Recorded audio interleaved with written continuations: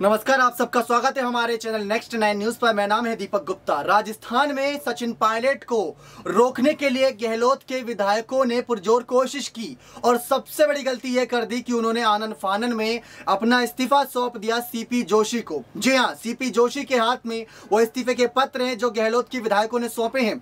लेकिन इस वक्त ये भी खबरें थी कि सीपी जोशी को मुख्यमंत्री बनाने की बात करी जा रही थी और साथ ही साथ गहलोत के समर्थक विधायक ये कह रहे थे कि सचिन पायलट की बगावत की वजह से कांग्रेस पार्टी राजस्थान में कमजोर पड़ी थी साल 2020 में, तो इनको तो नहीं बनाया जाना चाहिए मुख्यमंत्री। लगातार सोनिया गांधी के संपर्क में सचिन पायलट और राहुल गांधी पर भी यहां पर कह सकते खुले तौर पर बातें करते नजर आए थे और राहुल गांधी के संपर्क में भी नजर आए जो कि भारत जोड़ो यात्रा में व्यस्त थे।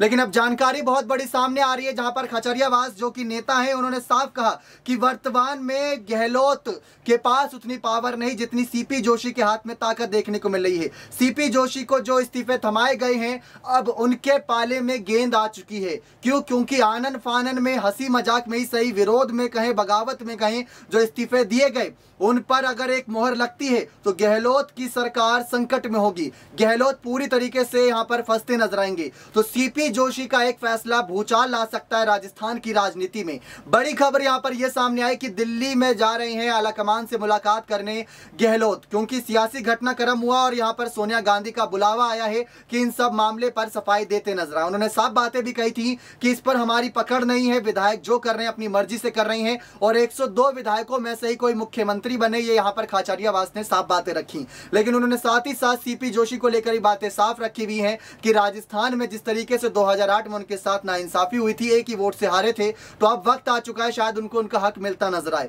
लेकिन 2018 में जो सचिन पायलट के साथ हुआ था उसका क्या? 2020 में उन्होंने जो बगावत करी और उप मुख्यमंत्री पद भी गंवाना पड़ा उसका क्या? तो सवाल बहुत सारे खड़े हैं। लेकिन सीपी जोशी अगर एक फैसला सुना दे विधायकों के इस्तीफे पर तो यहां पूरी तरीके से खेल खत्म होता नजर आएगा और राष्ट्रपति शासन को लेकर भी सवाल किए जा रहे हैं यहां पर कि राष्ट्रपति शासन भी आगे बढ़ता नजर आएगा।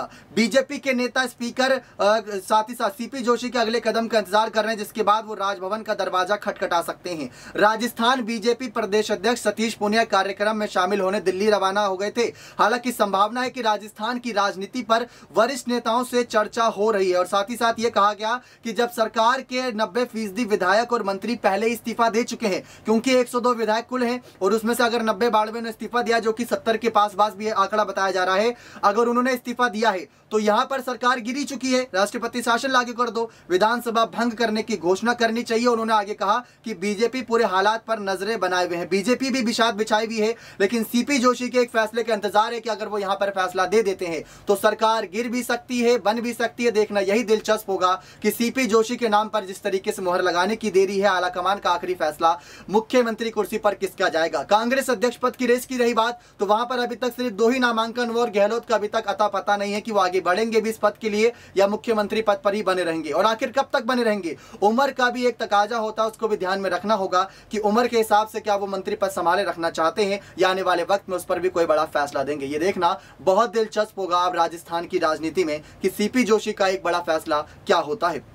बने चैनल के साथ ऐसी और तमाम बड़ी खबरों के लिए। लेकिन राजस्थान का आप मुख्यमंत्री किसे देखना चाहते हैं अपनी राय खुलकर कमेंट सेक्शन में जरूर दीजिएगा। बहुत बहुत धन्यवाद।